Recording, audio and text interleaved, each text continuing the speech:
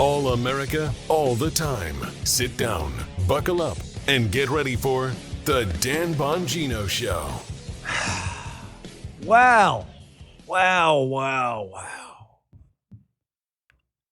Nobody recognizes an op better than you, the Bongino Army audience. Nobody in the business. There's great audiences. I love my friends in the business, but I'm telling you, nobody recognizes an op better than you guys and gals. I read your tweets. Some of you have my email. I read your comments. Nobody recognizes an op better than you. Now, we're going to talk about a couple ops today. I warned you yesterday on the show that the reason FBI Director Patel was a target of a ridiculous story, they couldn't get him up, we needed breaching tools or whatever. Wow, it's crazy. No one ever called me about it. You couldn't find the FBI director and you never called the deputy? So weird. Sounds like more of a statement about you than about him, even if it were true, which it's not. And I had said to you, this looks like an op, because I know there's a body of work that's being produced by the FBI that over the course of weeks and months is going to become public. You saw some of it yesterday, and it's strange. It was almost like it was targeted, this op, to take out Director Patel right before the big announcement yesterday. So weird. Justin, the timing is just, Justin's like, I don't know, man. That's just crazy. Now does it all make sense? Why they are so desperate to get rid of Kash? Let's talk about op number one for a second. Then we'll go into a lot of detail. We'll talk about Virginia. We got a lot. We got Vince Coglianese, one of my favorite interviews coming on later, so don't miss that. Big interview tomorrow, too, which I'm really excited about. I'll talk about that at the end of the show. This is op number one. The doomers and black pillars, these people who pretend to be, this is the first op, right? They pretend to be in our tent. They are not. I don't know who's paying them. I don't know if it's allegiance to a candidate they want to run in 2028. Bottom line is they want to destroy the MAGA movement, period. From inside our own tent. The doomers will go first with a story. Kash is a space alien. The liberal media will then run with said story. Kash is in fact a space alien. And then like the next day, a story will come out about something Kash is working on that deeply impacts both the doomers who want you to believe nothing is happening and the liberal media who's worried about what's actually happening. You get it? Am I right or am I right? They both have the same goal, get rid of Trump. They do it from different angles. The doomers want you to believe nothing's happening. The liberal media is worried about what's actually happening. But they both want to get rid of Kash before said thing happens. Because if it happens, nothing is happening looks stupid. And when it happens, the liberal media doesn't like it because what was happening was helping them. Does that explain it? Jasmine, does that explain it or not? Same goal, different ends. The liberal media runs with the football after the doomers start the story. And then they all faceplant when what they said wasn't happening and what they're worrying about happening actually happens. Folks, there's a lot more coming. I have told you now for over a year that just because you don't see things happening today doesn't mean they're not happening. And I think you saw that yesterday. And you're going to see a lot more. You can stick with the doomer bullshit. You're just going to constantly wind up with scrambled eggs all over your face. I got a lot to talk about today. Today is going to be a big show, a lot to address. Virginia, last night I saw someone put in the chat earlier. It was one of the McGroins said, Dan, give me something to look forward to. There's a lot to look forward to. Virginia's not, it's not great. I'm not going to sit here and put, icing on a cake. Oh, it was awesome. We lost the redistricting, gerrymandering thing last night. That's not great news. We still have the courts in Virginia. I'm not really optimistic about that. Not many people are. However, there's also a Florida initiative that if Governor DeSantis saves the day, will essentially or could completely wipe out any gains they had in Virginia. So I'm not telling you it was great. It was not. It was a loss. A loss, a loss. I'm just telling you the fight's not over. We'll get to that too. A lot to discuss today again. Hey, feeling your energy isn't the same? That's your NAD dropping. I am a huge fan of NAD. Absolutely love it. Look it up yourself. Amazing, amazing product. Go to allfamilypharmacy.com/Bongino. Learn more about NAD today. Use code Bongino30 for 30% off. Amazing stuff. Paula uses it too. Prescription required and provided if appropriate. Thank you, All Family Pharmacy. Today's show also brought to you by My Patriot Supply. Listen to me. Zone in on me. There is no excuse not to be prepared, okay? With all of this stuff going on, the potential for attacks on our industrial control systems, cyber attack, the Iranians trying to get a nuclear weapon, there is no excuse not to be prepared. It is insane not to. Be prepared today. Use my friends at My Patriot Supply. They told me something that should get your attention. They're slammed right now. Why? Orders are pouring in at levels they haven't seen since the Biden years. It tells you everything you need to know. People are concerned. Listen, a little bit of worry, if it encourages you to prepare, is a good thing. Many people are worried they're getting prepared. They're getting prepared right now. The question is, are you getting prepared? Because there seems to be a lot of instability out there right now. And you know who will save you if things go sideways? The answer is nobody. You better save yourself. Don't wait for the neighbors to come and save you. You are responsible for your own family. You guys know My Patriot Supply. They've been with me for years. I use them. I buy the stuff. I don't even ask them for like freebies or anything like that because I just like their stuff. They're the original Patriot Preparedness company. Right now at preparewithdan.com, you'll get a 3-month emergency food supply. They'll include a free mega protein upgrade and an incredible $200 bonus. Love this company, one of my original sponsors. I use them all the time. Get prepared today. Get your emergency food and your supplies today. Go to preparewithdan.com. Get your emergency food supply handled. Do it today. Again, that's preparewithdan.com. Thank you, My Patriot Supply. Fellas, let's go. So that's op number one. Once you see this op, the doomer op, you can never unsee it. There is a reason people within our tent in Podcastistan and elsewhere want you to believe that nothing is happening. And it's because they have an interest in 2028 in a different candidate other than who's going to take the MAGA mantle. You will, folks, you will thank me right after the midterms when the presidential primary heats up. When you start to see more of this, nothing is happening, you're going to be like, wow, Bongino's right. All this stuff's happening, and these people keep insisting Donald Trump isn't doing anything or his administration. Why are they doing that? Oh, look, this person's working for said candidate, or this person's working for this group, or this person's getting foreign money. There's a reason. The op is clear. The doomers throw it out there. The liberal media picks it up. They both want Trump gone. Now, I put this out on my Twitter last night. If you're not following me, I'm at Bongino on X Twitter. Last night, of course, many of you heard about it. If you haven't, it was a huge case. It's been being worked on by a long time by the Department of Justice and FBI. You see, I put more things are happening in all caps. Department of Justice, so it's happening now. Justice Department announced an indictment against the Southern Poverty Law Center for secretly funneling more than $3 million in funds to members of white supremacist and extremist groups. Really? I thought they were... Now, these are allegations. Everybody's innocent until proven guilty. That is how the process works, and I mean it. However, these are very serious allegations. I thought they were fighting extremist groups. The allegations in the report are that they were funding them too at the same time. That's kind of weird. So I just found it awfully interesting. And by the way, I'm just reading news in the media space like you are right now. But I found it awfully weird that this attack timed on Kash about BS stories about they couldn't find him or whatever, he magically disappeared like Casper the Ghost or something. I found the timing of it weird because, you know a lot of this stuff is going to eventually come out. As a matter of fact, the media report made me believe something was going to come out. So I'm like, this is kind of strange. So then I noted this on yesterday's show where I said to you, starting to make sense now? I put it out on Twitter. Flag it, I noted, Nanli Marie Karasimi, an account I really like. The hit on Kash Patel is going to make a lot of sense very soon. There's a reason the media and Democrats want him out now. That didn't take long. All starting to come together. Now let's talk about another op you all should recognize by now because it's pretty clear. This is the op where these people randomly show up at rallies.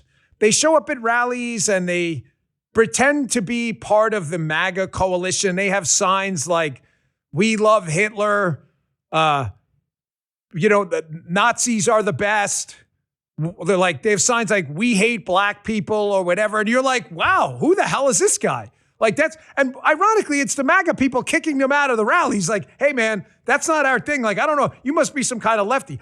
Now, conservative activists and MAGA folks have been suspicious about this for years because the left constantly lies about these things. If it looks like an op, it walks like an op and smells like an op, maybe it's an op. And one of the most significant left-wing ops of all time in politics, up there with the Russia hoax, was the Fine People hoax. Remember the Charlottesville rally that ended in tragedy? Remember afterwards, Donald Trump, I will play for you this video in a second so you can see it yourself, lefties. This may be the first time you hear this. Donald Trump gives a quick speech from Trump Tower about this. You're going to see a couple of his folks in the background. And Donald Trump is asked about the Charlottesville rally after the tearing down of statues. And Donald Trump clearly says that there were fine people on both sides. But he says at one point, I am not talking about this group of people. Now, lefties, I know you've heard the fine people. He called white supremacists fine people. Did he? I know many of you were hearing this for the first time. Check this out. You had some very bad people in that group. But you also had people that were very fine people on both sides. You had people in that group, excuse me, I saw the same pictures as you did. You had people in that group that were there to protest the taking down of, to them, a very, very important statue and the renaming of a park from Robert E. Lee to another name. And you had people, and I'm not talking about the neo-Nazis and the white nationalists, because they should be condemned totally. But you had many people in that group other than neo-Nazis and white nationalists, okay? Guy, did you edit that? Did he just say, I'm not talking about the neo-Nazis and white nationalists? And then he added, just to be clear, he added they should be condemned totally. Did you just make that up? Was that AI? What did he mean? He said it right. What could he possibly mean by that? He's very cryptic, Guy. I am not talking about the neo-Nazis and white supremacists who should be condemned completely. I don't know, man. Liberals are like, oh, no, man. That's the first time I heard that. I really can't fix your stupidity. However, now that you know he completely condemned his words, the white supremacists and neo-Nazis, you still going to continue to act like a moron and fall for the op? You can. It's your choice to fall for an op, but just know you're a dipshit. Here's Kamala Harris, by the way. I'm going to have more of this tomorrow, too. I just got a lot to get to today. Folks, this is up there with the collusion hoax, the Fine People hoax. This was such a pervasive op on the left. Some people actually believed he called white supremacists fine people despite saying the opposite. That Kamala Harris, despite knowing anyone could go and watch the video I just showed you, she knows liberals are dumb and won't do that. So she actually says in a debate, the Fine People hoax, knowing no one on the left will look it up because the left lives in the world of stupid ideas. They don't care about reality. You doubt me? Here's the video. Check this out. Let's remember Charlottesville, where there was a mob of people carrying tiki torches, spewing anti-Semitic hate. And what did the president then at the time say? There were fine people on each side. That came up in the debate. Joe Biden at one point said it was his reason for running. What's the problem with that, ladies and gentlemen in the audience in the chat? The problem is it didn't happen. And it's not just that it didn't happen, that Donald Trump said neo-Nazis and white supremacists were fine people. It's that he said the opposite. I completely condemn them.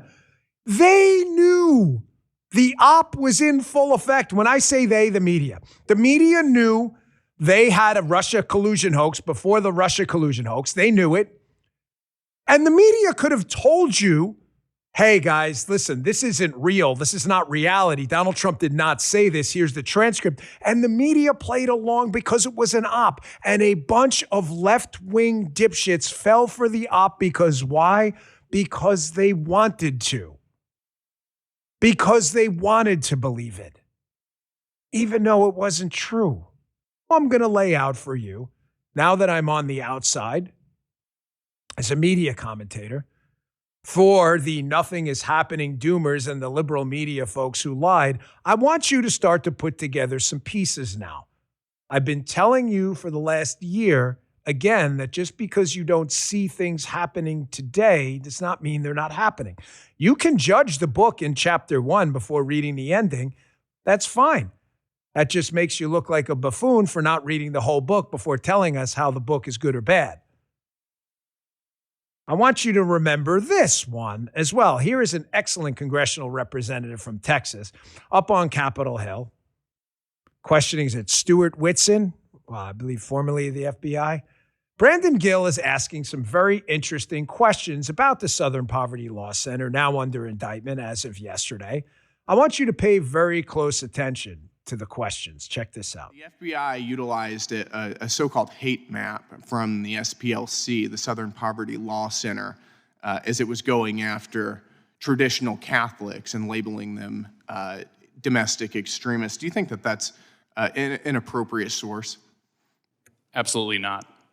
Do you know some of the other groups that the SPLC labels as hate groups or extremist groups? No, I don't, off the top of my head. I can name a few. They also named the Alliance Defending Freedom, the Family Research Council, and Moms for Liberty as hate groups as well. Do you find it concerning that they were using the SPLC as a source? Yeah, I find it deeply concerning. Do you think that Catholics who celebrate the traditional Latin Mass are a threat to the American people? I don't, because I'm one that does that on occasion. Can you recall, before Joe Biden was in office, any time whenever the FBI specifically targeted a group of Americans solely because of their religious faith? No. Do you think there's any evidence to suggest that harassing Catholic Americans keeps Americans safe? Not at all.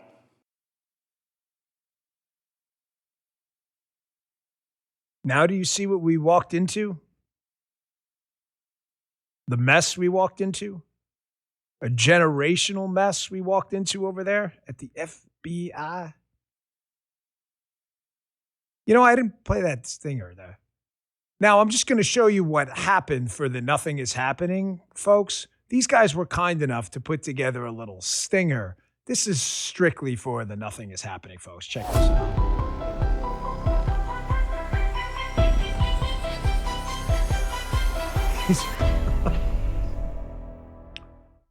So here's a list of things that didn't happen, air quotes, that are in the Nothing is Happening file pursuant to what I just kind of laid out to you.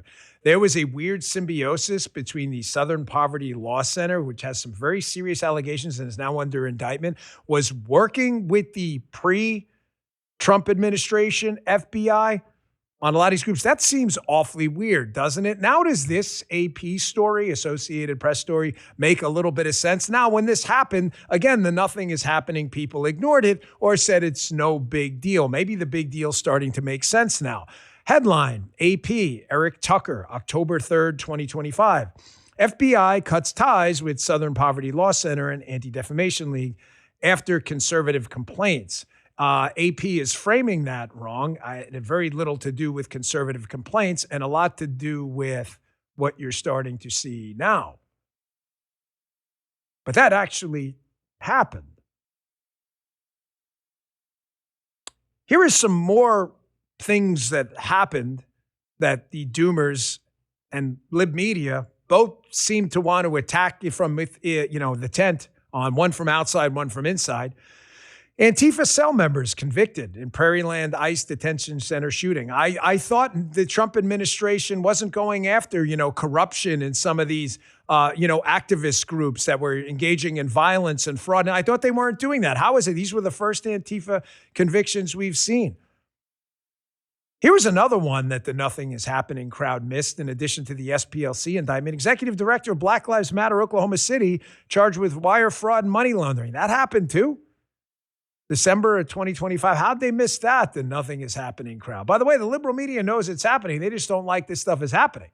They want you to believe all these left-wing groups are just above board all the time and they should never be investigated. And by the way, that goes for any group on any political ideology. You're engaged in wire fraud, corruption, you will be investigated the exact same way. Nobody gets a free pass, unlike the last administration.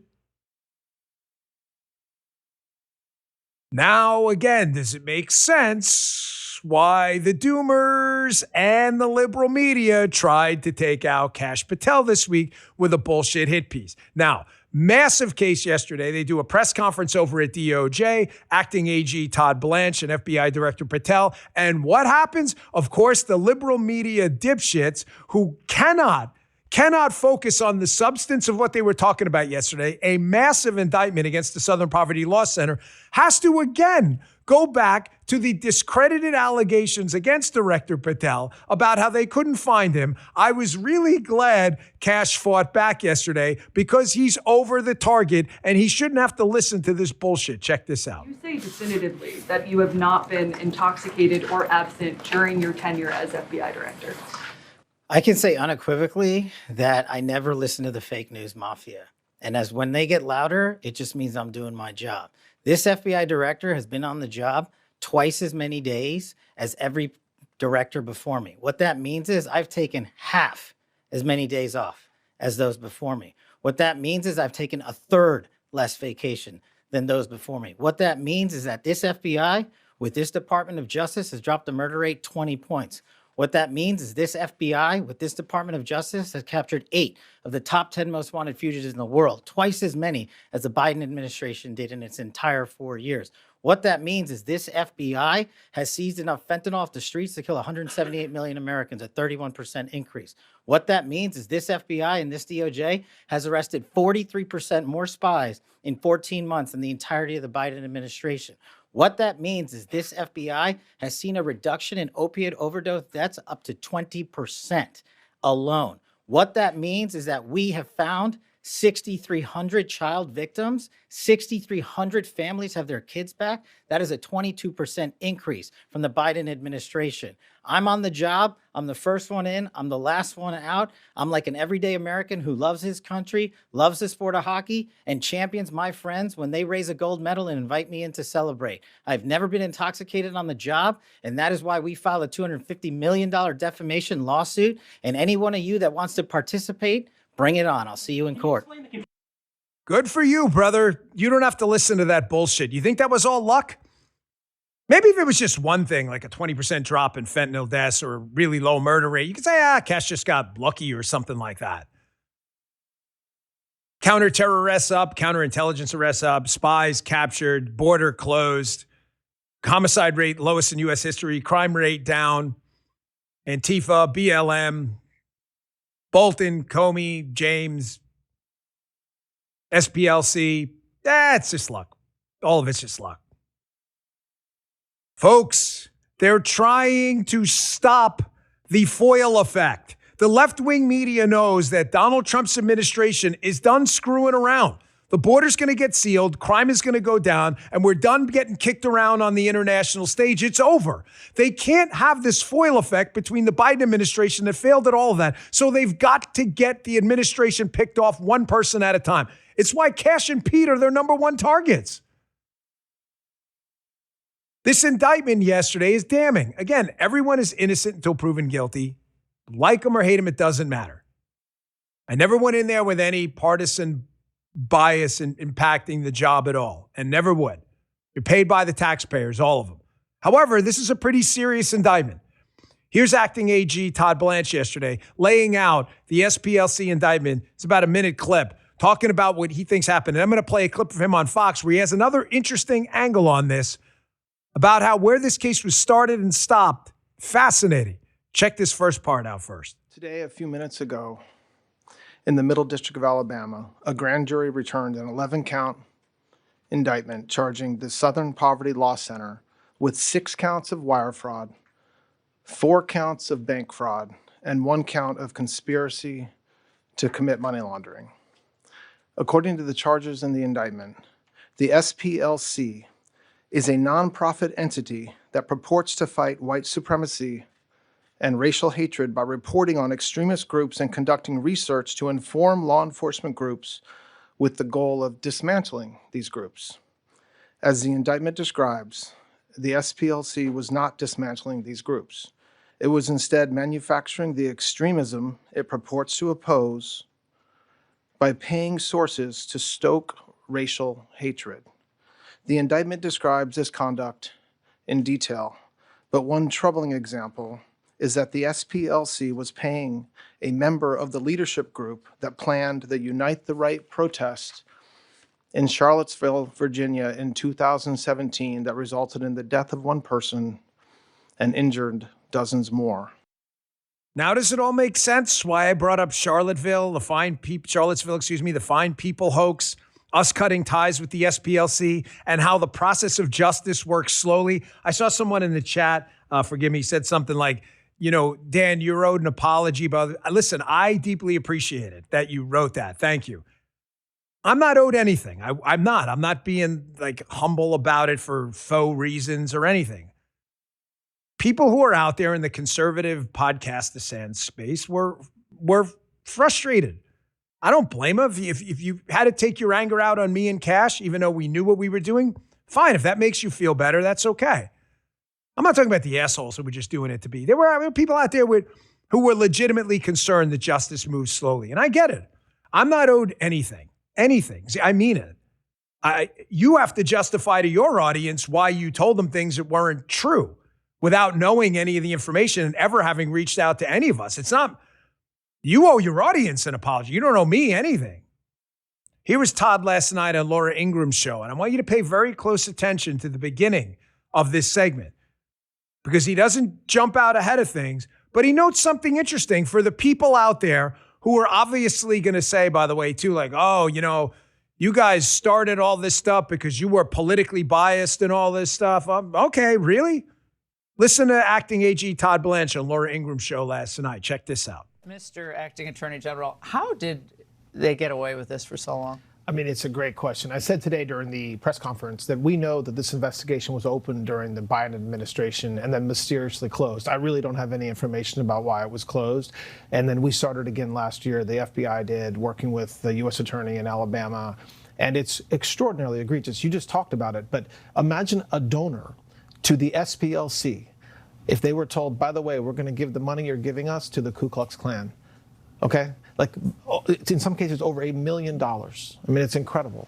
Now, they say they're no longer using these informants in this way and that it was necessary because they had all sorts of threats against the organization, firebombing threats and other acts of purported violence. And that's why they had to use these informants. And to that, you say? Well, to that, I say, for one, the indictment charges all the way through 2023. So I'm here to speak about what they're doing right now, but that indictment charges a long period of time through 2023. And second, and more importantly, there's no allegation or information in the indictment that suggests they shared that information with law enforcement. They have communicated. They said they did. Well, they have communicated when they so chose with law enforcement over the years. There's no information that we have that suggests that the money that they were paying to these informants and these members of these organizations, they then turned around and shared what they learned with law enforcement. To the contrary, or else we would have known from their own words that they had given this money to these guys, and we didn't know it. You don't owe me anything. Zero. And this is not even the end of the beginning. I'm just telling you, and again, zone in on me. Someone wrote on Twitter, Dan, you stared me in the eye. That makes me believe you even more, or something like that. There is a lot more coming. I promise you, my word matters. You got me? This isn't even close to done. If you think that I told the director I'd give him a year of my life away from my family and others to go there and sit there in the office and grow moss on my head and just come in there and sit in this dumpy old office on the 7th floor in a collapsing building because I had nothing better to do with my time, probably not the show for you. Probably not the show for you. So again, to the doomers out there, You don't owe me squat, but you are going to have to owe your audience a bunch of explanations as to why everything you told them wasn't happening is all happening. You owe them an explanation, not me. I already told them. I know what's coming down. All right, I'm going to take a quick break, and I want to cover why, Virginia, obviously last night, not a good night. The Virginia gerrymandering, I got a quick point on that, but I'm going to show you some math, a math issue here that may render a lot of this a net zero, and not like in the environmental BS kind of way. Folks, let's be honest. The cost of living isn't just high, it's exhausting. If you've been leaning on credit cards lately just to cover the basics, groceries, gas, and utility bills, you're essentially paying a survival tax of 20% interest or more that's draining your wallet. It's not making you more productive.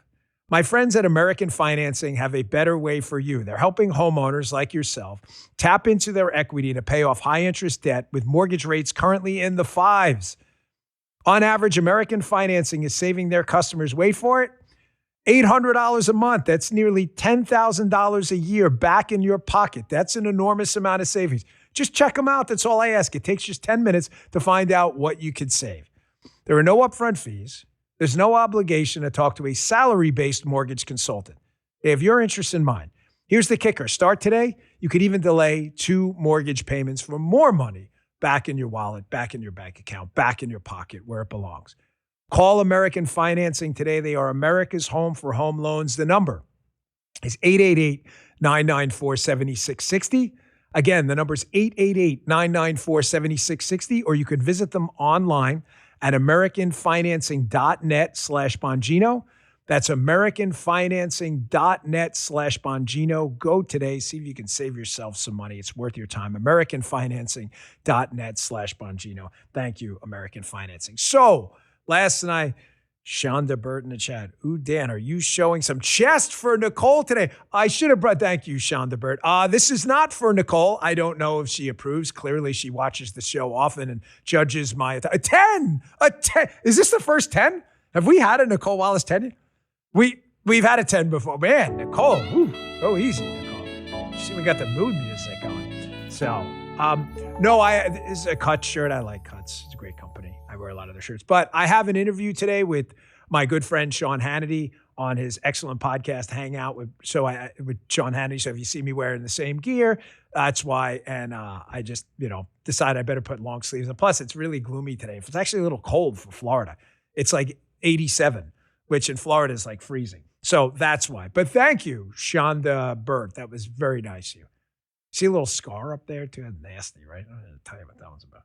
So don't flip out, start flipping over tables like that lady in the Real Housewives of New Jersey. It was not a good night, period. It was a loss. That's it. There's no other way. It's a loss, but there is a but here. That the fight nationally is not over. Politico Playbook, which is the left-wing Bible. It's an email list they put out every morning. I'm on it. It's actually worth your time because you can see what the left is thinking. They are very worried because they lost last night, but still have a variable sitting out there, and that variable is Florida. So here's where we stand with the national gerrymandering redistricting map. And again, Republicans and Democrats do it. I'm not telling you Democrats are the only ones who gerrymander. I am, however, telling you that Democrats gerrymander a lot better, and better I mean worse, than Republicans. Because they can't run on their ideas. They can't. So they have to steal power by packing the court and other things. So here's where we stand. The title of Playbook today is Grinders Political Power. For those keeping track now, they note the new Virginia map would push the Democrats into a narrow +1 lead nationwide in the redistricting wars. If every district that's been redrawn since Republicans first launched, of course they got to know, first launch, Republicans did this, guys. Eric Holder hasn't been talking about this for years, gerrymandering. Last summer goes as expected. Republicans picked up an expected 9 seats in total, okay? So track me here. 5 in Texas, 2 in Ohio, 1 in North Carolina, 1 in Missouri. That's assuming, obviously, we win in the midterms. There's, don't take any of this for granted. Don't assume either the Democrats' gerrymandered seats are a win either. They could lose. Democrats picked up 10, so they have a net, obviously +1. We picked up 9, they picked up 10. 5 in California, 4 in Virginia as of yesterday, if it passes their Virginia Supreme Court, which it probably will, plus 1 in Utah, unbelievable, by the way, which was redrawn by the courts, which is incredible. Goes to show you how, a lot of Republicans are really Democrats, but no Democrats are really Republicans. Here's a cautionary note. Florida is still hanging out there. Now, Florida has the same problem. Florida could net us 4 to 5. If the vote goes according to the political breakdown of the district, they break it down. I don't want to get overly wonky on this, but Florida, if they do that, has the same problem Virginia's going to have by carving the state up the way they did. I want you to envision a traditional Democrat Virginia district centered in a population center like, say, Northern Virginia, say Arlington or Alexandria, one of those areas, all right? Say Arlington. Say the vote in Arlington is 65% Democrat, 35% Republican, okay? That's that congressional district, a hypothetical one. The Democrats are essentially throwing away 15 percentage points of their vote because they don't need 65% of the vote to win a seat. They need 51. You get it? So they're throwing away roughly, 14, 15%. You get the 50.1, whatever. You get the point. They don't need that to win. So the way gerrymandering works is you take that 14, 15% and you move it into another district. Well, you may be saying to yourself, well, if I'm in that district in Arlington and I'm Congressman Joey Bag of Donuts and I'm winning by 15 percentage points, I'm probably not that happy, even though I'm a Democrat, because I could lose my seat now that seat is 51-49, Democrat, Republican. You see what I'm telling you? If you turn out and vote, they have now made very, very blue districts purple. This could blow up in everyone's face, the Republicans too. That's why, in case you're wondering why Governor DeSantis and the Florida Republicans, that's why they're just as worried about the Virginia Democrats' problem. That if they redistrict the state right now, you could make a lot of Republican districts swing districts too. You get my point? So what I'm telling you is nobody should be popping champagne on either side yet because you have no idea how the election's going to go. You've created a bunch of swingy type seats by getting away of excess votes that used to help you win in a landslide. We'll see what happens. I think Florida, we should probably take a chance at it. Florida's got people flooding into our districts anyway. It's probably a good time to take another look. It was a loss last night. It wasn't a loss by much, but it doesn't matter. Horseshoes and hand grenades. I'm just telling you, someone in the chat asked me, give us a reason for hope. That's it. You now have a shot in some of these Virginia districts, if we show up, of actually winning and sticking it right to them. Folks, listen, the Democrats cannot run on ideas. Their ideas are ridiculous. They are so stupid, they can't even defend them. You're going to love this block here because I'm just using the Democrats' own words against them. We run on ideas. I'll bring this up with Vince later in the interview too. I am very proud to be a conservatarian. We run on ideas, and some of those ideas involve trade-offs and telling people things that are not easy to tell them. Hey, listen. Taxing the hell out of a bunch of, yes, very wealthy people above and beyond what they already pay is probably not going to be effective because they're probably going to move. Yeah, but they're really rich, man. We should take their money. Telling people things like the liberals, healthcare is your right. It's your right? Really? Like big R, God-given right? That means it creates an obligation for someone else. If it's your right, you can technically walk into a doctor's office and say, hey, doc, I'm not going to pay you, but I'm here to collect my healthcare. It's my right. You've created an obligation on the doctor. There's no such thing as a right like that. It doesn't work that way.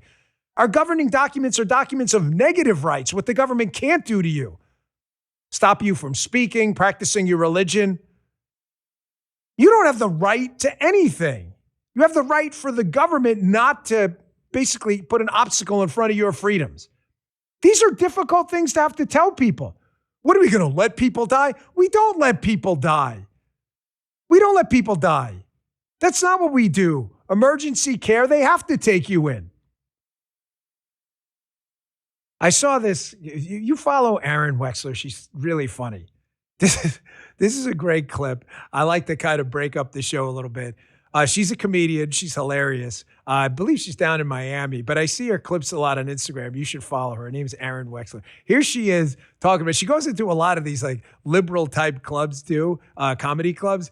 Here she is about this idea, like liberals think they're like, oh, we'll forgive you mean conservatives for telling people necessary but awful things. Well, we don't need you need our forgiveness. Here's why. Check this out. In New York, I was always in rooms with liberals who just assumed I agree with them because I'm liberal passing.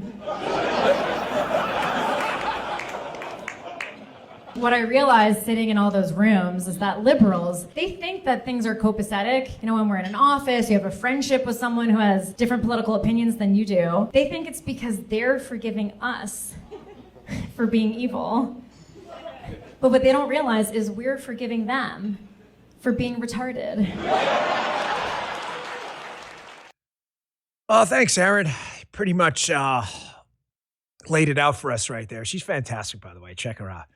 And here's what we mean by liberals just acting like and saying things that are just imbecilic, but they sound good. Here is Pramila Jayapal, congressional representative, total clown. Here she is. Now, keep in mind, she could look this stuff up before she says it. You have this island nation of Cuba, where the one thing about Cuba people want to do the most is escape from it. It's like Escape from New York with Cuba in it, no Snake Plissken. They can't get out of Cuba fast enough. Cuba, however, because it's led by communists like Jayapal, Bernie Sanders, Mamdani, and others, it is this, in their idea, not in reality, their liberal idea, it is this island utopia. The healthcare system is the envy of the world. You're like, really? Then why the hell are people dying to escape? I mean, actually dying to escape. Here's Pramila Jayapal saying, man, we really should look to the Cuban healthcare system. Really? Should we? This is what happens when you live in the world of ideas. We'll fact check this. It's really easy. Check this out. I worked on global health for 10 years before coming to Congress, so it's an area that I'm very interested in. Cuba has a remarkable public health system, lowest infant mortality, maternal mortality, sort of the opposite of what the United States has. Really? Folks, liberals should be apologizing to us for lying to people about their stupid ideas. This is why, by the way, liberals want to overregulate and hate artificial intelligence. I used a different one today. Instead of Gemini, I went to ChatGPT and I just threw a simple question in there. Now, the thing about ChatGPT, if you believe artificial intelligence is actually intelligent, that's why liberals hate it, because they cannot have reality kick you in the balls. They only want to live in the world of ideas where Cuba is a utopian heaven for healthcare. I put this in ChatGPT, it's a screenshot of my phone. Does the Cuban healthcare system ration medical care? Yes, the healthcare system in Cuba does ration medical care because it's a government-run system with limited resources. Really? Instead of rationing by price, Cuba rations care through availability, prioritization, and state planning. This is like liberal ChatGPT telling you the truth. It goes on. It's even worse. What that looks like in practice in Cuba. Someone should send this to Jayapal. You would have limited access to advanced care like MRIs or special surgeries. Patients may wait longer or may not receive certain procedures. This sounds awesome. I don't know about you, but I'm thinking about moving to Cuba. Medication constraints, frequent shortages of newer or imported drugs, and greater reliance on older or domestically produced medications. Priority-based allocation. Care is distributed based on government guidelines and medical needs, and not every patient gets immediate access to the same level of care. Wow. Sounds like heaven to me. Of course, she could just look that up. But when you live in the world of ideas and reality kicks you in the balls, what do? You try to suppress reality. They want to overregulate AI because they're like the Chinese Communist Party with AI. The biggest fear the Chinese Communist Party has about AI is they'll tell people the truth about Tiananmen Square and communism. You understand the liberal commies in the United States are the same way? They owe us an apology for lying to people. Folks, Jayapal is what happens when you live in the world of ideas. You know who was the biggest proponent of the world of ideas and always tried to suppress reality? Obama. Obama was amazing at this, and I don't mean that as a compliment. He had all these flowery speeches and wonderful ideas about campfires and marshmallow roasting and everybody having a right to all this stuff, but could never actually implement them in ideas. Matter of fact, when he implemented an idea eponymously named Obamacare, it sucked so bad the Democrats recently had to shut down the government to pay for the expensive Obamacare they told you would be cheaper. Here's the great Thomas Sowell on the Democrats, Obama, and the world of ideas. This is the difference between us and them. We deal with reality. All they deal with is white papers. Check this out. I see him as someone who all his life has been associated with and part of a group of people who fundamentally don't believe in the principles of this country. Not only people, the most obvious example, obviously, is Gerrymandering, right? People like Bill Ayers, whom he's tried to disavow. But people who fundamentally think that we're on the wrong track, we have the wrong principles, and we need to be changed, whether we want to be or not.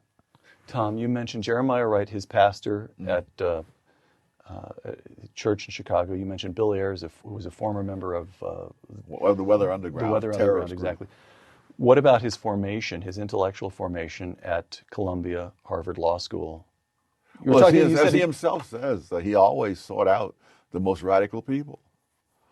He worked as a community organizer. I don't think most people stop and think, what does a community organizer do? He doesn't organize a community. It's not bake sales. Huh? It's not bake sales he's organizing. No, he's not telling people in the community how to shop better and stuff like that. He is mobilizing all the resentments, organizing them in order to put them into a battle to get what they want from other people. Folks, now, why would I play a Thomas Sowell clip about Obama right now while talking about Virginia and the loss in the redistricting vote last night? Because when you live in the world of ideas and not the world of reality, where you can talk about all this flowery stuff, you never, ever have to go back and account for the idea being implemented into reality and failing like Obamacare because you just changed the idea. In other words, if the idea with Obamacare, follow me here, originally was, we are going to lower the costs of healthcare and get everyone access to care. That's what Obama and his people told you. And then the costs explode so much the Democrats have to shut down the government over it. What did the Democrats do? They changed the idea. And they go, look, the Republicans are shutting down government because they don't want to give people health care. They don't mention the fact that the original idea of cheap health care failed. That's why they need more money. That is the benefit to the liberals and their entire communist movement about living exclusively in the world of ideas and ignoring reality. Why do I bring up Obama? Because here's Obama in this X post in Twitter on gerrymandering, celebrating this victory, or yesterday encouraging people to get out to vote. Get out to vote, gerrymander Virginia, steal away all these seats. He says, Virginia, today's the last day to vote in the redistricting referendum. Make sure to vote yes. So you're like, oh, wow, Obama had an idea. Gerrymandering is great. It's so wonderful. We want to wipe out the Republican Party in Virginia. He even put out a post about it. Look, April 21st, 2026. But here was Obama on redistricting when he had a different idea on redistricting. Here's the Obama video about gerrymandering when he had, again, a different idea before he changed his idea to a new idea in contrast to his old idea. Check this out. By ending some of the partisan gerrymandering so that all voters have the power to choose their politicians, not the other way around. By the way, Virginia Governor Abigail Spanberger, another communist who ran as a fake moderate, did the exact same thing. Put out a Twitter post a while ago saying how gerrymandering was a huge threat, ran for office saying she wouldn't do it, and then did it. This is the benefit of being a liberal. Run on ideas you can change like that. The liberal media and the doomers will pick up the new idea, forget the old idea, and pretend it never happened. This clip of Tom Steyer this is one of my favorites. This is Dan's clip of the day today, talking about myself like Bob Dole in the third person. Tom Steyer is a billionaire. I have no problem with billionaires. Good for you. I just want to be clear on that. I love economic freedom and capitalism. Got it, good, okay? Steyer's a billionaire. He's also a liberal hypocrite and a fraud running for the governorship of California. I want you to watch this very short clip, maybe 20 seconds or so. Tom Steyer could be the next governor of California. He's a liberal billionaire running against billionaires, even though he doesn't donate his entire fortune away to not be a billionaire because he's a fraud, because he's got an idea billionaires are awful. In reality, he's a billionaire. The fact that ideas and reality don't connect doesn't matter because he knows the liberal media will cover for him, except for this lady. This lady asks him an honest question. He's asked to confront liberal ideas in California, which have been implemented over the last few years by Gavin Newsom, one of the most liberal governors in the country. Now, Steyer's a liberal. So you would think big government spending, social welfare in California, bullet trains to nowhere, that Steyer'd be like, man, Newsom did awesome. He's really liberal. I'm a liberal. I love liberalism. This is what happens when asked to judge or give a letter grade to the reality of liberalism rather than the idea. Steyer finds himself in a little bit of a pickle. Check this out. What grade would you give Governor Gavin Newsom for the last 2 terms? I don't know. Look, I think, A through F. I don't know. I think that people have come to really appreciate how Gavin has stood up. You won't give us a grade. You won't grade him? No, I haven't followed it closely enough to give him a grade. I haven't followed. Josh, he hasn't followed. This guy is running for governor. He hasn't followed the governorship. I'm going to come on the show tomorrow, guys, and I'm going to be like, we're talking about sports today. I haven't really been following politics too much. Dan, it's a political show. Yeah, I don't really get into that stuff. Maybe you should find a new job then? You're running for governor and you don't follow governor stuff? Now, keep in mind, Josh, I don't know, maybe you're a conservative. I never asked Josh his politics, but he sounds like a pretty sane guy, so I'll assume he's a conservative. I sit Josh down and go, hey, Josh, judge for me. Give me a letter grade in the last year of the Trump administration. I'm pretty confident he's going to give him an A. Like that. Would you give him an A, Josh? Yes, he would. Yes, he even said yes. Didn't take him long either. He was on the mic like that. Josh, what about the 8 years of Ronald Reagan? Give him an A? A plus, me too. Josh, why wasn't that hard for you? Why'd you just have that answer? Common sense.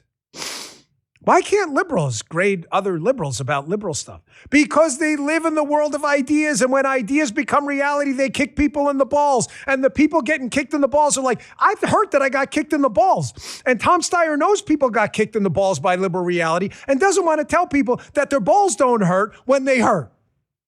We don't have that problem. We don't have that problem as conservatives. What do you think of the Trump administration's first term? A. I love it. I think it's great. Wow, Dan, that didn't take long. Folks in the chat, what do you grade honestly, what do you grade the Trump first year now that we've kind of wrapped up the first year plus? It's not going to be hard for you. Keep in mind, some of you may, I don't know why you'd say, but some of you may say C or something like that. I disagree. I think it's an A. However, you won't hesitate to answer. Steyer doesn't even want to give a grade because he doesn't follow that stuff.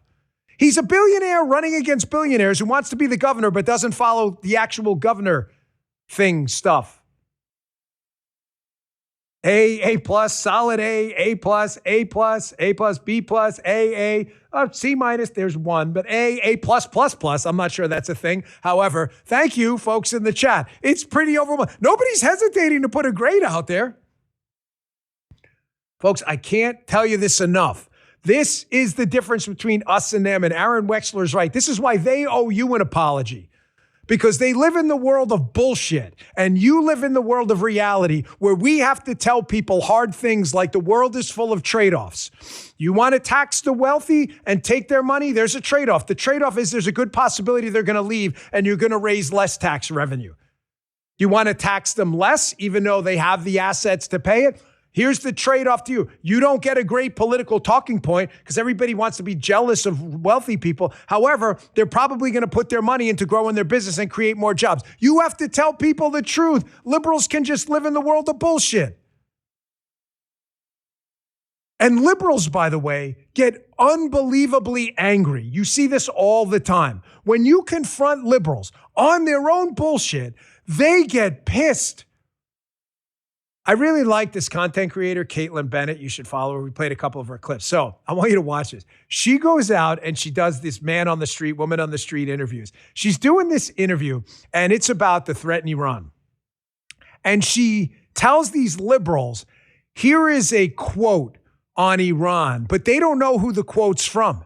They think it's from Trump. Like, man, that guy's the worst. Racist, fascist, monarch, loser, Nazi, terrible. What's the problem? Problem is these quotes are not from Trump. Watch how angry they get when confronted about how their liberal icons all have really, really changing and morphing ideas all the time. Check this out. Iran is a destabilizing, dangerous force in the Middle East. Do you agree with him on that at least? No. We would be able to totally obliterate them. That's a terrible thing to say, but those people who run Iran need to understand that. And what do you think he meant by saying those people? White supremacy. His subhuman people of color. He's becoming very delusional and honestly showing a little bit of signs of dementia. This is something someone with dementia would say. Absolutely. Had Kamala actually won the election, do you think we would even be in this? Absolutely not. And they were not falling for this Iran stuff either. No. If Hillary Clinton had just won in the first place, maybe we wouldn't be in this mess. Yeah, I would go with that. If he had a kind soul, I think anyone can be beautiful, but he's not beautiful. Yeah. He's not beautiful inside or out. He's a horrible person. Did you vote for Hillary Clinton? Yes. Did you guys vote for Hillary Clinton? Yeah. We would not be in this position if she were president today. Or Kamala. The man truly is insane. Hillary Clinton and Kamala Harris said all of that, not Donald Trump. Really? Yes. That makes me very sad. Are you serious or not? Yes, they are. That's ridiculous. Yeah. No. Yeah. That's a gotcha. Good for you. You've never heard them say this stuff? No, I haven't. That was a quote from 2008, right here. To it. I don't, you know what? Who can believe what we read? Did you go to the cops about me? Yeah, I just wanted to see if you needed a permit. I didn't mean to make you cry. Crying, but Okay. it's shameful. What's shameful about it? There's nothing. Folks, it's shameful. It's shameful asking liberals to confront other liberals on their own ideas. It's shameful. Shameful. Caitlin Bennett, you're doing a huge public service. Folks, they live in the world of bullshit. I saw this article in the Wall Street Journal yesterday, and listen, I love the Wall Street Journal op-ed column, but sometimes it's amazing to me, even in a, center-right, sometimes left-leaning op-ed column, that reality kicks them in the face and they still ignore it. There's this article yesterday in the op-ed section. It's about the upper middle-class American dream, like withering away. It's by William Galston, who's definitely not a, right-leaning guy, as far as I know, reading his pieces over time. And basically the gist of the article is that the housing market, and the article's data is accurate, that it's getting very difficult for a middle-class family to buy a home and afford education. And I thought to myself, how do you miss the big picture here that the reason these two items are so expensive is they have something in common? There's the data on the screen right now about the cost of housing and education. Ladies and gentlemen, who is the biggest player in the housing and education market? Yes, the government. Through quasi-government entities like Fannie and Freddie, the mortgage backing the federal government engages in, subsidizing education at every level. It's incredible. I like Galston's piece. I'm not knocking the guy personally. I just think the premise at the end should have been the biggest problem here is government. That's where the footprint's the biggest. Then they complain about healthcare too, where the footprint's absolutely enormous. Folks, and then when they get caught on their dopey ideas, again, they say stupid stuff. Did you see that tweet yesterday from that Democrat Senator Chris Murphy, who just humiliated himself, basically awesome, celebrating what he thought was the Iranians sneaking through the strait? That was fake news, by the way. So here's Chris Murphy confronted on that. You thought that was awesome? Oh, no, this is just sarcasm. And of course, liberal media folks will never hold him to account. If a Republican did this, forget it. There'd be a dismissal hearing from Congress or the Senate right away. Check this out. It's become kind of a cesspool. I probably should give up on sarcasm on Twitter. Obviously, anybody that's seen anything that I have said about Trump's war knows that I think it's bungled, mismanaged, and he should end it as quickly as possible. But sarcasm is not something, I guess, that's allowed on Twitter any longer. Do you regret the post? Are you planning on taking it down? Or are you going to keep it up? I guess I just have to be more careful about sarcasm on Twitter. Sarcasm. Now it's sarcasm. Folks, I don't believe that at all. And with this motley crew of losers running for 2020, I put up that echelon post in that tweet. Folks, they're going to have a real problem because none of these people who are running at the top of the Democrat polling numbers for a 2028 Democrat presidential nod, none of these people have any ideas, I promise, that are going to make your life better. They will only make it worse. This just came out, Echelon Insights poll. Look at this disaster. I mean, this is great for us, terrible for the world if one of these people were to win. They have Kamala Harris number one at 22%, Gavin Newsom at 21%, Buttigieg at 12%, AOC at 10%. Tell me one idea.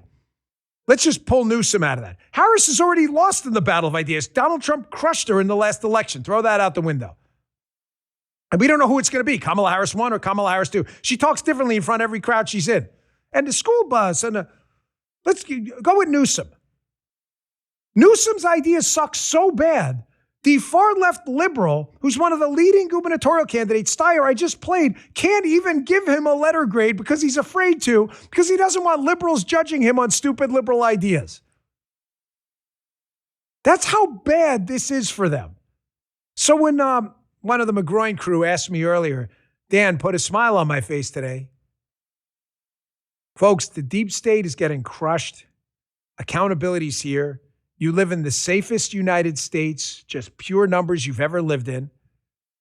Foreign terror organizations are getting crushed. The Iranian mullahs are dead. Maduro's sitting in a U.S. prison.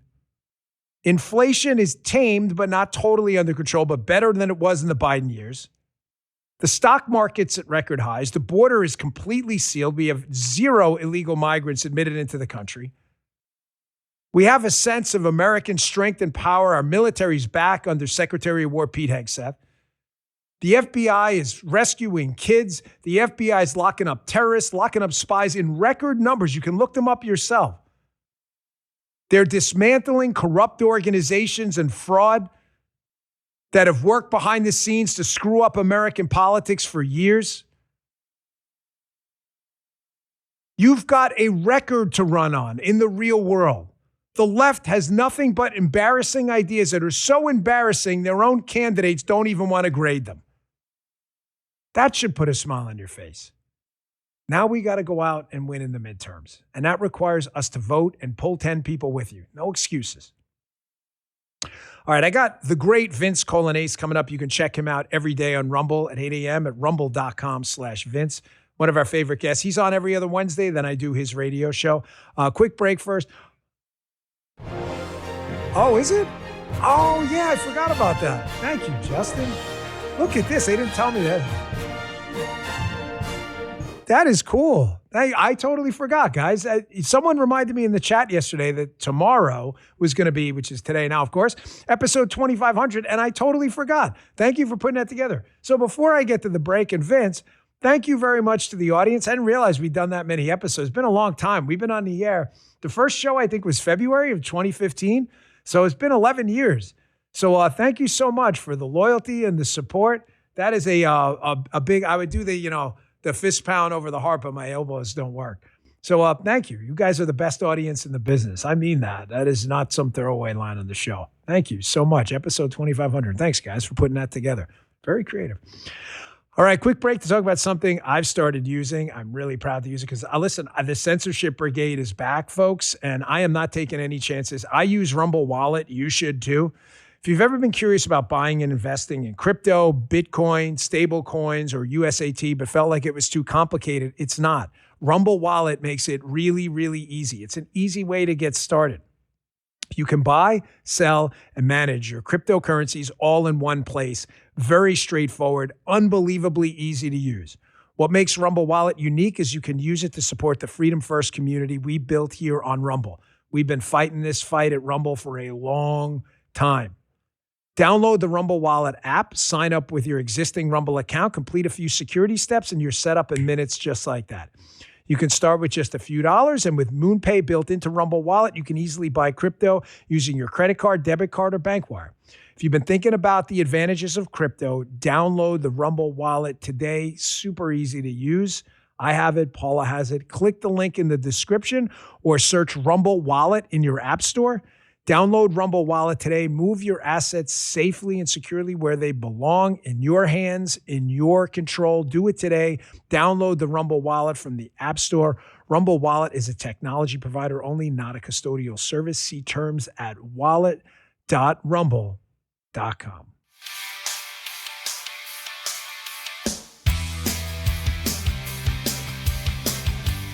Welcoming back to the show for his bi-weekly appearance every Wednesday. We flip turns. I do his radio show, which is amazing. Hey, by the way, Vince, not to get off topic right away, you know, I still have a hard time staying focused on these things, but I did an interview with Barrett Media, Garrett Seawright, who's fantastic over there. Yeah. And, you know, he was asking me about radio and, you know, why I made the decision to stick with the podcast. And you should read the article. I was like, hey, listen, man, there's no reason to go back to radio. Vince is killing it. He's done an amazing job. The show is spectacular.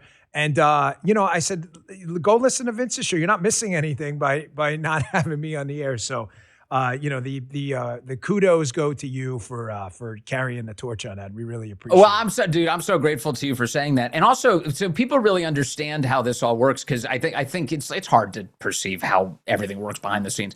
But fundamentally, the reason I'm in a position to host the national radio show now is because of what you did, Dan. You walked away from this. You go to the FBI. You asked me to take up 2 jobs. You're like, hey, can you host the podcast for a time? And this radio show, I'm going to recommend you to Westwood. I think you're the great guy for it. And they take your recommendation very seriously, and they go with Vince. And it's been a success on radio. I'm so happy to do it. And I can't, for the rest of my life, I'll be indebted to you for opening that door. That's been a big listen, deal. Everybody did it for me. It's not a thing. I appreciate it. It means the world to me, the gratitude. Yeah. Totally unnecessary. I'm just about the movement and good voices. Podcast is doing amazing. I mean, the number of live streamers you get and the 8 a.m. slot is just incredible. So you live in that D.C., Maryland, Virginia area down there. Virginia, obviously, the redistricting wars did not go well last night. A little closer than I think the Democrats expected. You're now going to have a gerrymandered congressional map in your state of Virginia that looks nothing like the political breakdown of the state, which is about 55% Democratic. However, it's not over.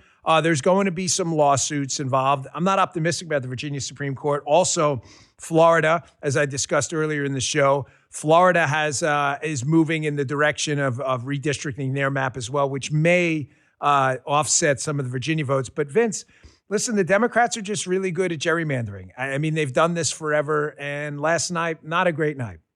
They can't win on the merits. They have to win with a rigged system. We've talked about this a lot. You know, you have said for years, the question that you would pose constantly to your audience for years was, is it bad enough yet? In other words, have the Democrats destroyed enough yet to wake voters up? And I think for a lot of voters, the answer to that is yes, it is actually bad enough. It's why 2024 was made too big to rig. It's why people elected Donald Trump to secure our borders, to deport all these bad guys, to get rid of all the murderers, to bring the homicide rates down. This is something you, of course, had a direct involvement in. Clearly, to a lot of Americans, I would say the majority of Americans, it is bad enough. But there's a highly concentrated group of Democrats, both at the top, the radicals who run the operation, and their radical base who have substituted this party's politics for any kind of church service. I mean, it's their cult, it's their faith. And it's a darkness that is, I think, very difficult and in some cases impossible to get out of. I mean, the idea that you would take the wealthiest districts in the wealthiest counties in the whole country, right outside Washington, D.C., give them all the power and crush all of the rural voters in Virginia, that's sinister stuff. It is power politics, purely. The only principle is power here. And you've got a lot of sheep in the Democrat Party who obediently follow this power structure. And I look at one more example of this, Dan, because I could go on forever. I often do. One more example of this. Remember last year, Democrats elected Jay Jones to be the Attorney General of the Commonwealth of Virginia. Jay Jones, a guy who straight up fantasized about murdering a Republican Speaker of the House and his children in cold blood in order to achieve political priorities. They said, you know what? We like him anyway. We'll elect him. They elected him. Democrats did. So if you saw that election, last night's results, as much as we worked to try and make it so that the map would stay fair, not a shock, given that Democrats are willing to elect a guy who fantasizes about murdering his Republican opponents. You know, there was a data point that jumped out to me. I heard yesterday from some commentary on Fox News. Forgive me, I don't know who, but they said something to the effect of that the overwhelming majority of the now Virginia congressional delegation, these are your representatives to the residents like you, the state of Virginia, are all now going to live in Northern Virginia within a 15-mile radius. Now, I know Virginia well. I lived in Maryland, obviously right in the area. I would go to fundraisers for Virginia candidates all the time when I was running.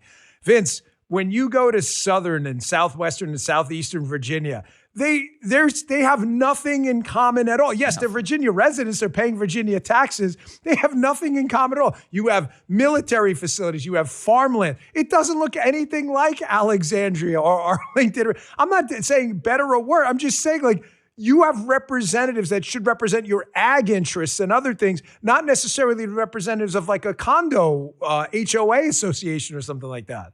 No, it's beautiful. I mean, it's beautiful country, lots of American flags, the kinds of places where it's totally normal to keep your gun in your car. It's not that it's great country. It really is. And now it's going to be dominated by the ruling class. And what I mean by that is the people who are dependent, who are sucking off the tit of Washington, who are all real close to DC because they're entirely dependent on American taxpayer dollars for their livelihoods. And they've gotten filthy rich off of taking advantage of the taxpayers. That's what we're talking about. Northern Virginia, it's Democrat for two reasons. One is its dependence on government. Of course, the more dependent you are on government to make your buck, the more you're going to vote for Democrats because of the party of big government. Makes total sense.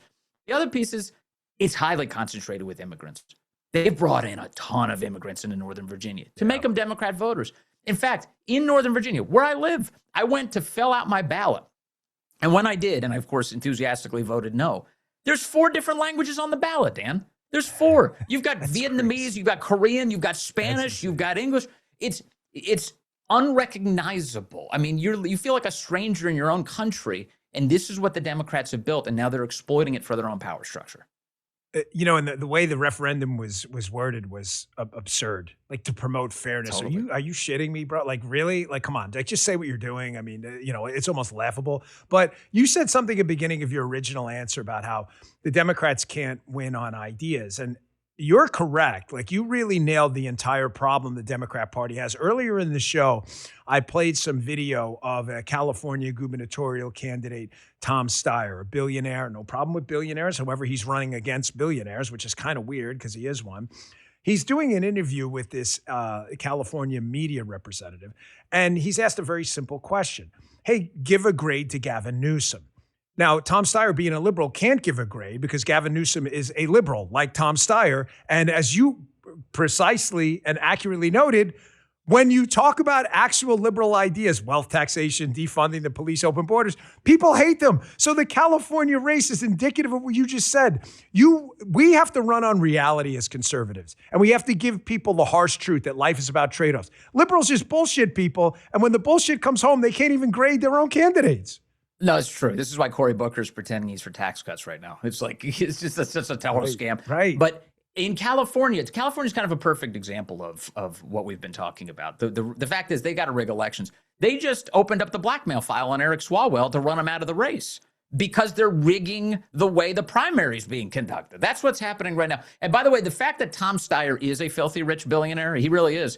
He's one of the biggest donors in their party. If you go back through FEC contributions through the years, the Federal Elections Commission, you'll see Tom Steyer is right up there with Michael Bloomberg and George Soros and Reid Hoffman. He's one of the biggest donors that they have, which means he wields a lot of influence with the establishment there.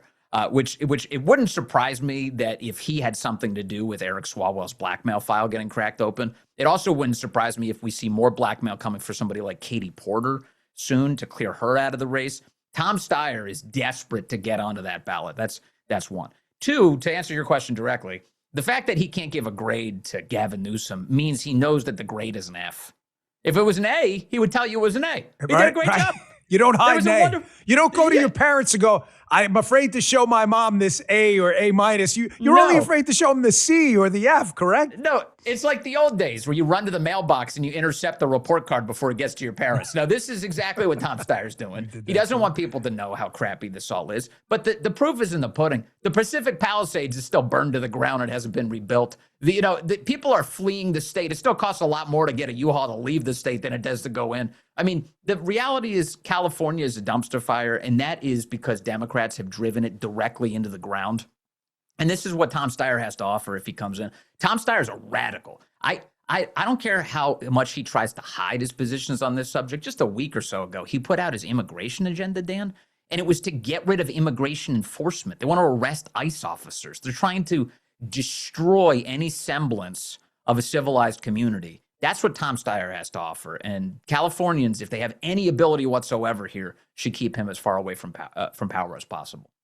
Vince, you're on one of the best talk show stations in the country. My first love, WMAL. They gave me a shot early on. You're there in the 12 to 3 spot. We were on there before you.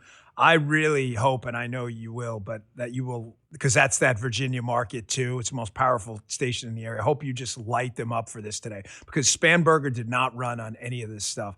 So I know you will bear the torch for our listeners here and take that. You know, Vince, one of the things I wanted to move into as well is the SPLC case, the Southern Poverty Law Center. You and I have been in this business a very long time, probably an equal amount of time. You've done editorials, you've done talk shows, you do TV. The Southern Poverty Law Center has been just a real issue for a really long time. I would argue strongly that they've borderline defamed people. They've done these hate maps where they just, like, anyone who's a conservative, you could find yourself on this map tomorrow. You had the Floyd Corkins Family Research Center incident, which he directly cited them. I mean, this has been an issue for a long time. So kind of like a two-parter. First, just that issue in and of itself. And then second, you know, I get it. There's kind of it's hard for me to be objective here. However, as an activist as well, now being on the outside as a media representative, the nothing is happening crowd is starting to look really ridiculous. We've now had BLM indictments, Antifa successful prosecutions for the first time in U.S. history. And now you've got a very interesting case in the Southern Poverty Law Center. Everyone's innocent until proven guilty. It's really hard to make the case now that the doomerism is panning out. Oh my gosh, I could talk about this for hours. So I'll try and constrain my views to a short reaction here. I love this. I love that the Southern Poverty Law Center is finally under the hot lights of a real federal indictment, 11-count indictment. And my jaw dropped seeing this yesterday, just seeing what they've been accused of. They were funding KKK guys, neo-Nazi guys. They funded the Charlottesville rally that led to that woman's death in 2017. Out of control stuff, which of course, by the way, remember what they did. They blamed Trump for it. Trump was the one condemning neo-Nazis and the KKK. The SPLC was the one funding the neo-Nazis and the KKK as a result of this indictment. It's just amazing stuff. And you're right about the history here. I mean, if people take the long view of the Southern Poverty Law Center, it actually started with a really noble purpose. It was started as a civil rights organization designed to actually protect the civil rights, especially of Black Americans in the United States of America. That is not the mission anymore. And like a lot of organizations that we've seen on the left through the years, what happens is, in the absence of the issue that they were founded on or that they originally fought for, they need to come up with some other issue in order to keep the money flowing. And in the absence of an issue that they can actually talk about that's real, they have to astroturf it. So the SPLC wants to tell everybody there's hatefulness all over the place. There's white extremism happening everywhere. There's KKK stuff everywhere. And people keep looking around and going, I don't really recognize that. What? I don't see that anywhere. So what do? They fund it. That, according to this indictment, it was the SPLC that was funding it. This is Jussie Smollett at scale, where they're just creating hoaxes for the benefit of their own organization because they're fleecing their left-wing donors, suckers who keep giving money to the Southern Poverty Law Center, thinking that they're fighting some noble mission. And meanwhile, the Southern Poverty Law Center is funding the very villains that they claim that they're trying to fight. I mean, it's so crazy to me, and it makes me wonder about a lot of things about the timeline. I was looking back, Dan, and you were at the FBI when this happened. Last October, you guys cut the SPLC off. You said I addressed that earlier in the show. I was trying to tell people, like, to the doomers out there, when I tried to tell people, like, guys, this is a slow process. Thank you, fellas, for putting it up on the screen now. October 3rd, you nailed it, 2025. FBI cuts ties with SPLC and Anti-Defamation League. This stuff does not happen overnight, Vince.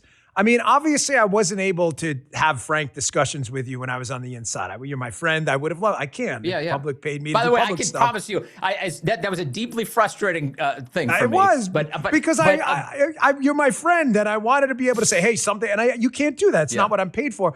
However, I know you were like itching to defend us too, and you were like, give me, and I just couldn't do it because I have to wait for this stuff to come out and become public. But I know this put the shoe on the other foot stuff doesn't work because the media doesn't have, what is it, Chris Plant says that, they have no standards at all. They just don't have any standards. For double standards. They wouldn't have standards at all. Yeah, great Chris Plant. However, if this were, just imagine there was like some right-wing group, whatever, like Tea Party Patriots that got caught funding like the Daily Beast. I'm like, which isn't even like as bad as like the KKK. This would be like an intergalactic cosmic news story, like Close Encounters of the Third Kind. And the media is kind of like playing this whole thing off like, no big deal. Funding these groups is according to the indictment. No big deal. Well, there's a combination of elements. So there's two ways to approach this. One is going to be the people you refer to as the doomers. I mean, they're looking at this and just pretending like, oh, okay, well, that's not a big deal. I'll get to them in a second. But on the left side, on that October headline that you just referenced, when you guys cut the SPLC off, I remember at the time the coverage was, oh, the Trump administration's treating civil rights organizations terribly. They're like it's a conspiracy theory. They're going after these great civil rights organizations because they're accusing them of wrongdoing, even though there's no evidence for it. And of course, now I'm looking and going, wait, there was a full-blown FBI investigation into a criminal enterprise, and the last group the FBI needs to be connected to is the SPLC, for one. So that makes all the sense in the world. The other is that the SPLC, like their defense, insofar as they're summoning one right now, is like, well, we were just paying informants so we could help take these organizations down. Really? Well, then why were you laundering the money? Why were you creating multiple levels of shell organizations to get the money into the hands of your so-called informants? Why is it that you were trying to conceal the funds? The answer to that is clearly because you didn't want people to know that you were breaking the law. You were trying to hide this from law enforcement. That's the answer to that. So this wasn't on the up and up. This was all designed to be deception in the service of your disgusting mission, which has led to now multiple terrorist attacks. There's that. Now on the doomer side, kind of the people were like, when are we going to get the money operations on the left taken down? When is somebody finally going to go after the guts of the left as they lead all this chaos in the country? Ladies and gentlemen, hell freaking low. What is this? When you take down the Southern Poverty Law Center, which has been giving millions of dollars to the KKK and neo-Nazis and violent attacks, what you're doing is taking down one of the preeminent operations on the left that's distributing this money in order to advance chaos, ultimately to advance power for the Democrat Party. This is, I can't emphasize enough how wonderful this news is, because this is justice. And people should be absolutely rooting this on today. In fact, Dan, earlier on my show today, I was saddened to have to bring the Virginia news to people. But then I was uplifted by the fact that I can conclude a lot of the program by telling them how much of a victory this SPLC thing was. It's epic, and God willing, it goes all the way through this court process and brings some real justice to this country. And I'm going to say, Vincent, and I'm not going to put words in your mouth, but I know you can attest to this. We work together here. You don't work for me. You work with me. If you ever thought otherwise, I'd let you go immediately. You are an independent, powerful voice on your own. We're just better together than we are apart. But you were very fair to us, even though I could share with you nothing about it. You were very fair, but you were critical at times too. And I never called you and said, hey, don't say that, because I meant what I said to people. Like, I appreciate you guys keeping us on our toes. And I was so confident. The reason I wasn't angry about you or anyone else for that matter, I was so confident in the body of work we were producing that it was going to take time, but would eventually come out, that honestly, I wasn't worried about it. At the time, it hurts and you hear a lot of stuff from people, but I really appreciate you now also, like getting to the audience, your honest truth. Like, the Minnesota fraud, what happened? What do you mean what happened? There were hundreds of arrests we made at the federal level. There's a massive J.D. Vance-led task force. We've just made arrests in California. Antifa arrests, we had them in California. Successful prosecutions out of Prairie Land, Texas. The BLM Oklahoma City case. These are first of their kind investigations. So I'm not asking anyone to give Kash or Todd or Pam or me or anyone else a pass on anything. All I'm telling you is, as the body of work comes out, wait till the book ends before you judge the whole book.